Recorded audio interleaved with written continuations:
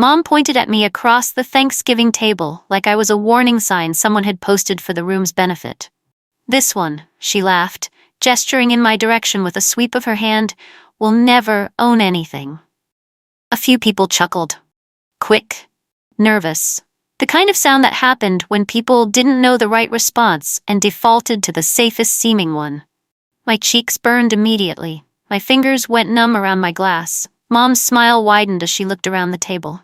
Collecting the reaction, checking faces for agreement, waiting for someone to nod and confirm the joke was good.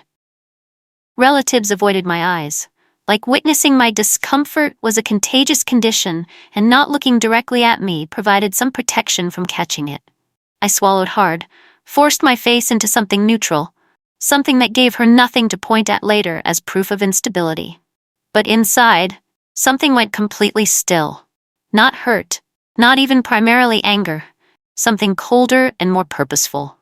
She had just declared my future publicly, at a table full of family, with the confidence of someone who believed she could predict and control outcomes that weren't hers to control. I was going to correct that prediction. With paperwork. My name is Isolde Keene. I've been rebuilding my life in silence for 3 years. Deliberately quiet about it. Deliberately careful. Building things in places my mother couldn't see them. Because the moment she saw something good forming, she found a way to press down on it. In the bathroom, I gripped the sink, breathed slowly through the heat behind my eyes. I could hear her voice carrying from the dining room, already retelling the moment, already making it warm and amusing in the retelling. "You know how Isolde is," she was saying to someone. Like I was a category, an established type, something the room was already familiar with. When I walked back to the table, Mom patted my shoulder. Voice carrying the specific sweetness she used was when she was delivering cruelty and wanted witnesses to see patience instead. "Don't be sensitive, sweetheart, I'm being honest with you." Honest. As though cruelty performed with a smile was actually a service. I nodded, sat down, kept my spine straight. I wasn't going to argue with her here. Not tonight, not in her theater, with her audience, where every reaction I showed would be interpreted through the frame she'd already built around my name. I was going to outlast her. That required a different kind of planning entirely. The day after Thanksgiving, I sat at my kitchen table with my budgeting app open. I scrolled through my savings account. The one I'd been feeding steadily for 3 years. The one that had grown because I'd worked the second job on weekday evenings. Because I'd eaten at home instead of going out. Because I'd skipped the trips my friends planned and explained it as being busy when the real reason was that every extra dollar had a destination, and that destination was mine. Mom didn't know about the savings. I'd kept it specifically from her. Because she had a talent for 2 things: mocking anything fragile while it was forming, and claiming connection to anything successful once it was established. The savings was neither yet ready to be mocked nor ready to be claimed. So it had stayed hidden.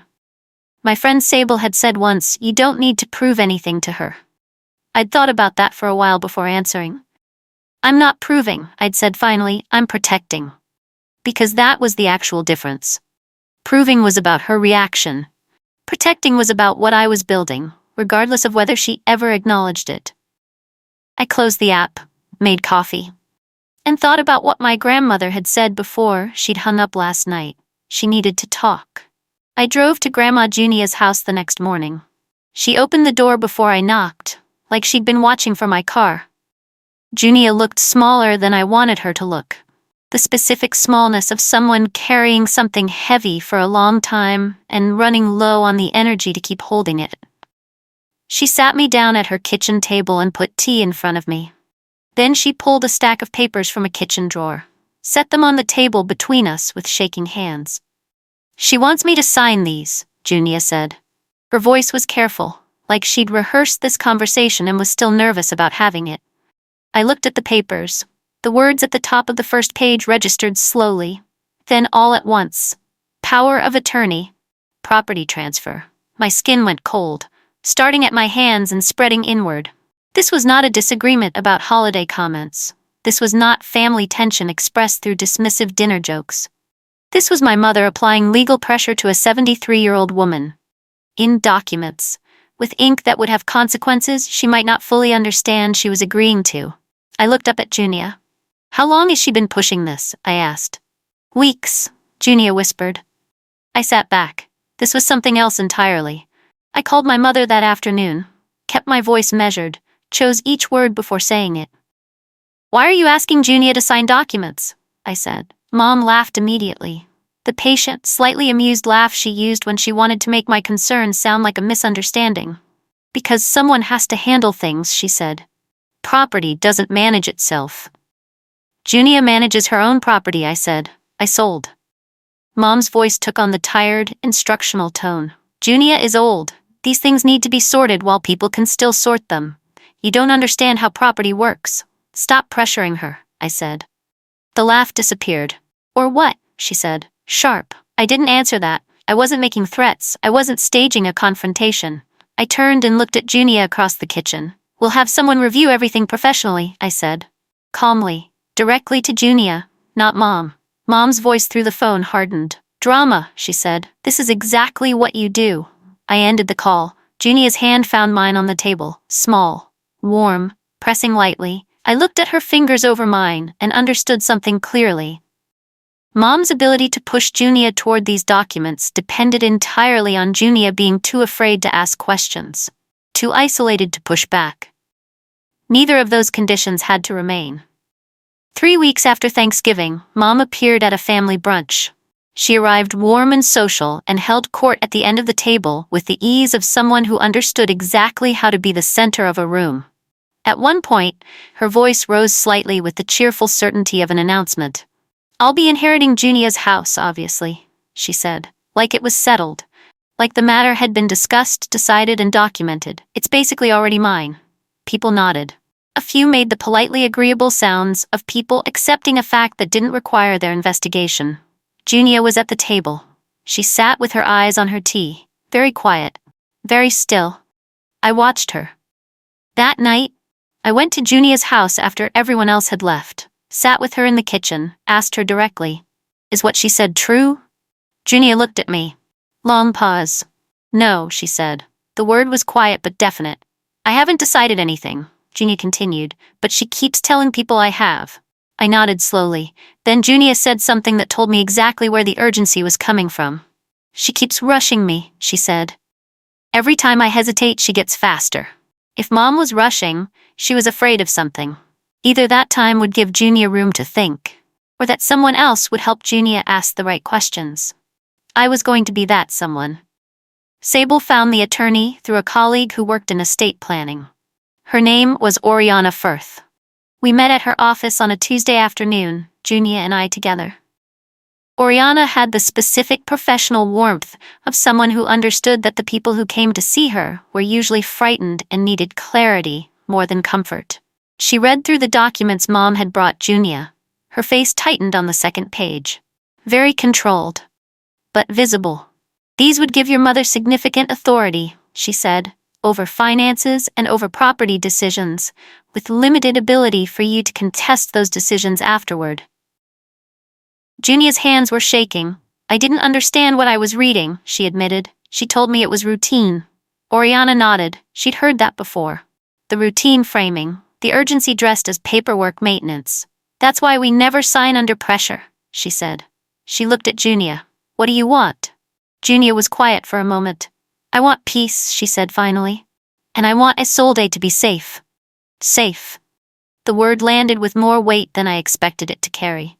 Junia hadn't asked for property or control or advantage. She'd asked for peace, and for me to be protected. Those were two completely different things from what Mom had been building toward.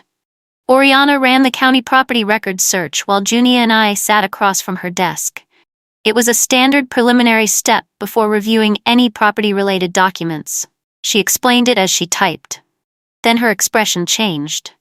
Not dramatically, just the specific shift of someone whose screen showed something unexpected.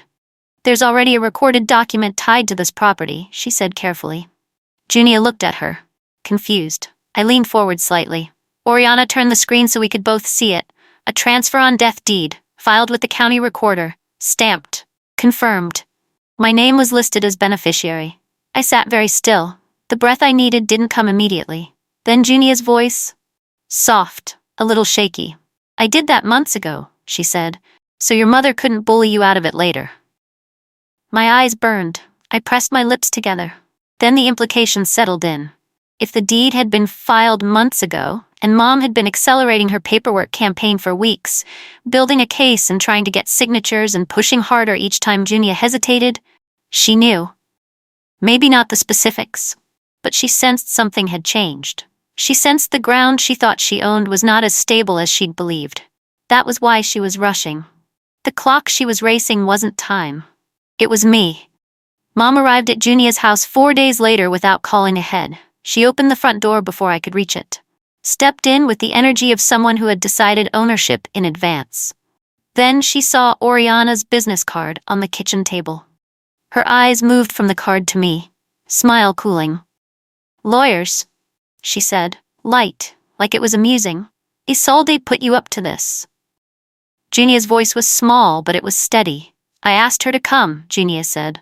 Mom's jaw tightened. Then she recalibrated. You're being manipulated, Mom. She turned fully to me. You're trying to take something you didn't earn. My stomach twisted. I breathed slowly. I'm making sure no one takes anything from Junia, I said. Mom's face reddened. She looked around the kitchen, at the documents on the table, at Junia standing behind me with her hands clasped. She turned and walked out. The door closed loudly behind her. Junia's hands were shaking. Mine were too. I looked at where Oriana's card sat on the table. Oriana had said something at our first meeting that I kept returning to. Her reaction tells me everything. What I just watched Mom do had told me several things at once. The most important was this. She wasn't fighting for Junia. She had never been fighting for Junia. She was fighting for what Junia had. The calls began within 48 hours. 3 relatives in 2 days. Each one carrying a version of the same message delivered with varying levels of warmth. Why are you getting lawyers involved in family matters? Your mother is just trying to take care of Junia. Why are you attacking her? Junia needs family around her, not legal processes. Mom had moved first. The way she always moved first. Delivering her version of events before anyone had the chance to ask questions, building the frame before the picture was placed inside it. I was being positioned as the aggressor. The greedy one. The ungrateful daughter who had brought a stranger into a family situation to cause damage. Sable listened to all of it over the phone. Stay factual, she said. Don't get emotional with any of them. You're not going to win their opinion right now, and that's fine. What am I doing then? I asked. Building, Sable said. You're building. I started documenting. Screenshots of Mom's texts. One where she wrote, if you embarrass me in front of this family, I will make sure you see nothing. Another where she referred to Junia's house as her property. A voicemail. Her voice low and specific. I will make sure you get nothing. I saved every file carefully. Not for revenge. For the moment when the room needed something solid to look at. I went to Junia's house on a Thursday evening with dinner from the place she liked. We ate at her kitchen table. Talked about small things first. Let the meal do its settling work. Then Junia put her fork down. I'm scared of her, she said. Like she'd been holding the sentence for a while and had finally decided to set it down. My throat tightened. She gets loud, Junia continued. And when she gets loud, I feel like I don't know what I'm doing anymore. Like maybe she's right and I should just sign whatever she brings. You don't have to sign anything, I said. She says I'll die alone if I keep refusing her. Junia's eyes were wet. She says the whole family will stop coming if I side with you. My chest burned. I reached across the table and took Junia's hands in both of mine. You won't be alone, I said. Not because of paperwork. Just because I'm here. Junia looked at me for a long moment. Then she said, very quietly, your mother acts like love is a contract. The sentence broke something open in me. Because Junia had been living under that understanding for years. Quietly, without complaining about it. And I realized clearly what the actual mission was. Protecting the house mattered. But protecting Junia was the whole point. Junia called me 3 weeks later, voice tight and fast. She scheduled something with a notary, she said. She says it's urgent. She's already on her way. I drove over. Mom was there when I arrived, standing in the hallway with documents in hand. smiling with the particular warmth of someone who had arrived early and established territory. "Just organizing some things," she said. "Smooth, easy." I looked at the papers. New will draft, beneficiary changes, a transfer document with different language from anything Oriana had previously seen. My hands were very cold. "Nothing is being signed today," I said. Mom's eyes went sharp. "You have no authority here," she said. "This is between Junia and me." I looked at Junia. Junia stood in the hallway behind Mom, hands clasped, face pale. I didn't speak to Mom again. I said gently, "Junia, you decide." The room held its breath. Junia's hand came up, trembling. She reached out and pushed the papers back toward Mom. "No," she said. "Just that word." Mom's face changed. The warmth evaporated completely. What replaced it was something rawer. She looked at me with a fury she didn't bother to dress up, because Junia had said no, and that had never happened before. That night, Junia changed her locks. Oriana had suggested it gently at our previous meeting, framed it as standard protective practice during an active estate review process. Junia had decided to act on it. When I arrived the following morning, she was standing in the kitchen holding a small key. She pressed it into my palm with shaking fingers. "Just in case," she whispered. The key was warm from her hand. It felt heavier than a small piece of metal should feel. Mom's text started arriving at midnight. First one: "You're poisoning her against me. I hope you're proud." Second one, an hour later: "This family doesn't forget what people do." Third one, just before 2 in the morning: "If I lose that house, you will regret every choice you've made." I read each one, screenshotted each one. Didn't reply, because there was nothing I could say in a text conversation with her that would be productive. Everything I said would be captured and recontextualized. Every word would become material she could use. The only thing I had to say was going to be said in a room with witnesses. And I was going to say it with paper, not with argument, not with emotion, with the kind of evidence that didn't require anyone's opinion to mean something. Oriana laid out Junia's options at our next meeting. She spoke carefully, clearly, checked in with Junia at each step to make sure the information was landing rather than just being delivered. A revocable living trust, an updated estate plan with specific designations, a caregiver agreement if Junia wanted consistent support at home. "The recorded transfer on death deed is already protection," Oriana said, "but additional layers give Junia more control over how things unfold."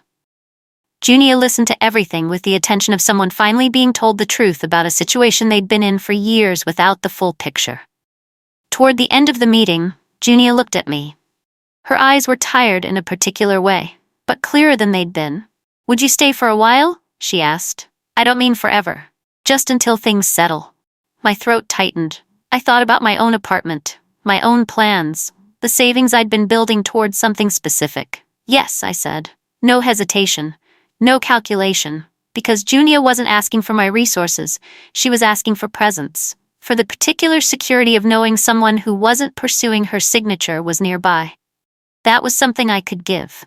The house wasn't just property anymore. It had become a battleground for Junia's dignity, and dignity was worth more than my timeline. Here was the thing nobody at that Thanksgiving table knew. I was 3 weeks from closing on a condo. My own. My name. A property I'd found 8 months earlier and had been quietly working toward ever since. I hadn't told my mother, hadn't told most of the extended family, because Mom had a specific talent for arriving at moments of good news and doing something to them. Sometimes she minimized, sometimes she claimed connection. Sometimes she manufactured a competing crisis that pulled attention away and left the good thing feeling contaminated. I'd learned to protect forming things from her until they were fully finished. My lender had called 2 days before Thanksgiving. "You're clear to close," they'd said. "We're looking at a date in early December."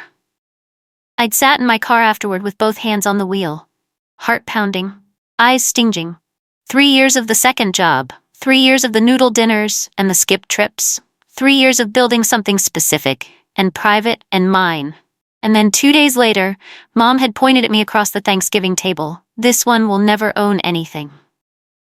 I'd sat with the announcement inside me, the sealed envelope of it. Not yet, I'd kept thinking. Not yet, but soon. Mom found me at a grocery store on a Saturday afternoon, She appeared in the bread aisle with the specific energy of someone who had been watching for the right moment and had decided this was it. She kept her voice low. The kind of low that was intimate on the surface and threatening underneath. "Drop the lawyer," she said. "Junia's house is a family matter. You're making it adversarial." I faced the shelves for a moment, then looked at her. "Junia decides what happens with Junia's property," I said. Mom stepped closer. "If you take this from me," she said, "I will tell everyone you're a thief. I will make sure everyone in this family knows exactly what you've done." I stood with that threat for one full beat. Then I said something I hadn't planned to say but heard coming out of my mouth with complete steadiness. "Tell them whatever you want," I said softly. "I'm done being afraid of what you might say." Mom stepped back. The surprise on her face was genuine. She looked at me like she was recalibrating, like the person in front of her wasn't the one she'd prepared a strategy for. Good. I didn't recognize my old self either, the one who adjusted her behavior based on what her mother might say. That version of me had been retired. The holiday family dinner was announced the following week. Mom was hosting. Of course she was. She called it a celebration dinner. Said it had been too long since everyone was together in one place. Said she wanted the whole family there. What she wanted was an audience. A room full of people who would give her version of events the social weight that came from being witnessed by a crowd. Sable asked me if I was going. I stood at my kitchen window for a moment, thought about it honestly. "Yes," I said. "Not unprepared." Sable said. "Statement, not question." "No," I agreed. I pulled out my folder that evening and added 2 final things. Oriana's official letter confirming the recorded deed was valid, properly filed, and legally established prior to any subsequent documents presented by any other party. And separately, sealed in its own envelope, my condo closing documents. Not yet completed. The closing was 5 days away. But the preliminary paperwork was mine. My name, my address, the lender's confirmation. The deed I was preparing to open wasn't just Junia's. I was bringing 2. One for the room. One for myself. Junia called me 2 evenings before the dinner. "I want to come," she said. My chest tightened. She'd been to fewer and fewer family gatherings over the past 2 years. Mom's behavior made them stressful. The effort of managing the performance required more energy than Junia wanted to spend. "Are you sure?" I asked. "I'm tired of hiding in my own family," Junia said. There was something different in her voice. Something steadier than it had been in the months before Oriana. Before we'd gone through the documents together. Before she'd pushed the papers back across the table and said no for the first time. Oriana had said, during one of our later meetings, that if Junia wanted to speak for herself publicly, that was her right, and it was worth protecting. I'd kept that close. I wasn't here to speak for Junia. I was here to make sure the room was safe enough for her to speak for herself. That was the whole difference. Fighting on someone's behalf meant they still needed someone to fight. Standing beside them while they used their own voice meant they were free. Junia was moving toward free, and she was going to arrive there with me beside her. Not in front, beside. Mom was radiant at the dinner, hostess mode, full warmth. The particular glow she produced when she had a room of people around her who were giving her the energy of their attention. She greeted everyone at the door, touched arms, said names, made each person feel singled out and seen. She introduced Junia near the entrance with the warmth of a devoted daughter celebrating a beloved elder. Then she took Junia's hand and squeezed it. I watched Junia's face at that moment. The smile she gave back was the smile of someone who had learned to perform comfort while feeling something else entirely. Mom glanced at me twice before dinner was fully underway. Both times, a small smirk. The expression of someone who had something prepared. Something they were saving. Something they had decided to deliver at the moment it would land with maximum effect. I recognized the expression. Had seen versions of it my whole life. She was building to something. I stayed clear. Didn't accept any wine. Didn't let myself relax into the warmth of the food or the conversation around me. I kept my folder in my bag. Hand resting on it under the table. Not because I was afraid of forgetting it. Because the weight of it was steadying. Midway through dinner, Mom launched a story. She did it with the easiness of someone making conversation. Voice light, laughing as she talked. You know what's fascinating, she said, leaning back with her wine glass, is how hard it's become for young people to buy homes. Nobody our kids' age can afford property anymore. It's just a different world. People nodded. Someone made a sympathetic comment. Mom looked at me. Right, I sold? My cheeks warmed. I smiled, held steady. Some people are managing it, I said quietly. The comment was gentle, barely audible above the table conversation. Mom's eyes narrowed by a fraction, then she laughed. Sure, she said, voice comfortable and dismissive. Turning back to the room, the table chuckled softly. Junia's hand found mine under the tablecloth. She pressed lightly. 3 small squeezes. Steady. I read in them. I breathed slowly. She was right. Not yet. Not now. There was a moment coming that was the right moment. And it wasn't yet. Mom was building toward something too. We were both building. The difference was what we were building toward. She was building toward my humiliation. I was building toward something that couldn't be taken back once it was placed in the room. 40 minutes into dinner, Mom moved toward the kitchen. I watched her catch Junia's arm as they passed near the doorway. Steer her slightly to one side. Had been close. I stood up, walked that direction. When I reached them, I caught the end of what Mom was saying. You are embarrassing me, she whispered. Very controlled, very cold. In front of everyone. Junia's voice came back. Small, but clear. Stop. Mom's expression shifted. I've given you everything, she said. Junia looked at her. The tired eyes, the clear ones. No, Junia said. Her voice was quiet, but it wasn't fragile. You took everything.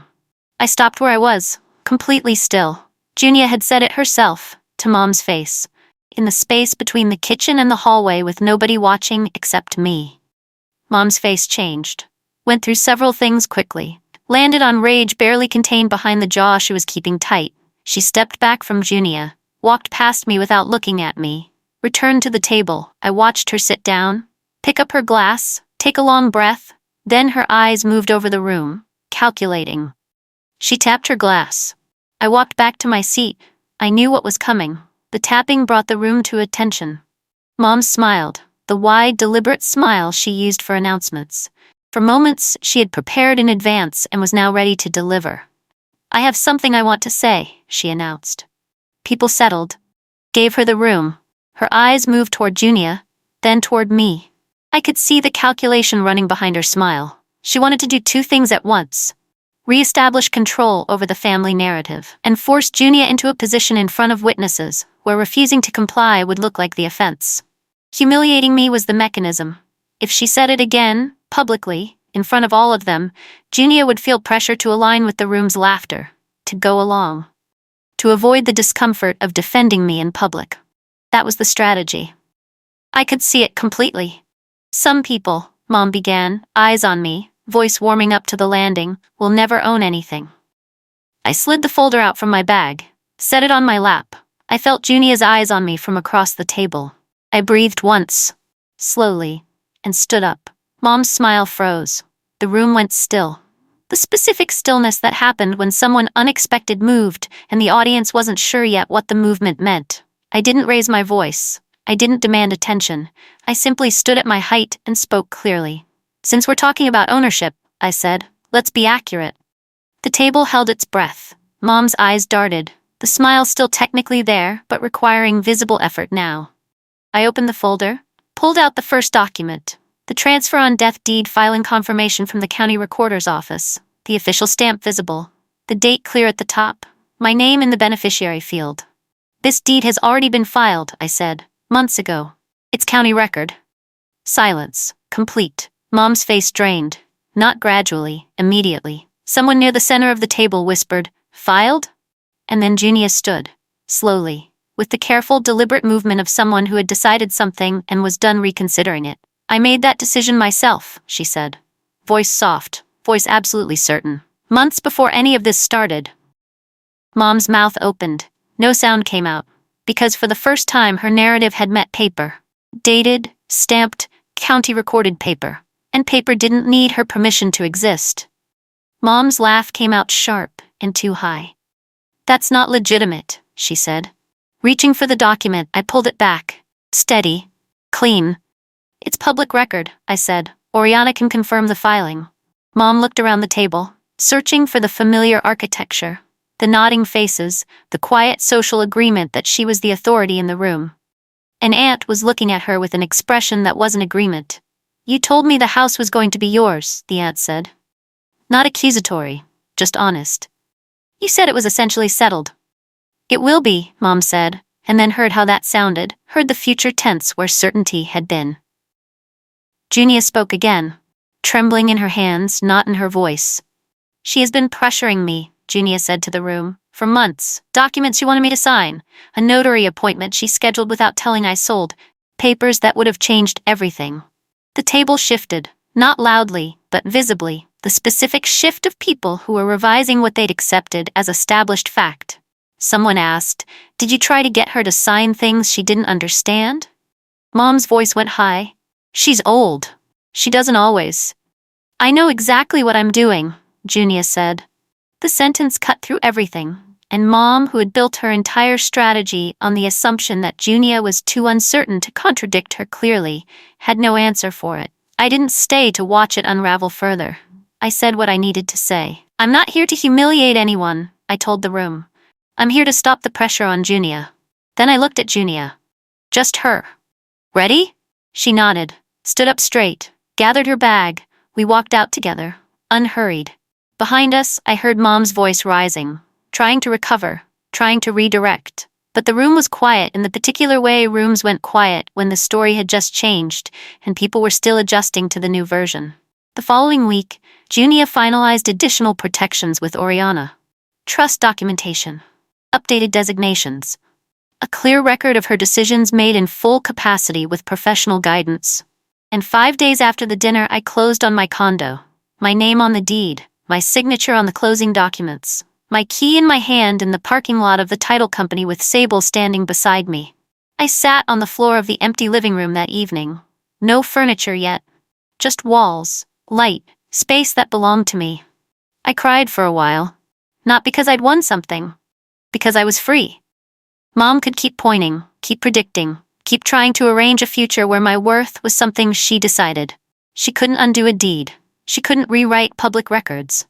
And she couldn't control a daughter who had quietly, patiently, and completely decided to own her own life.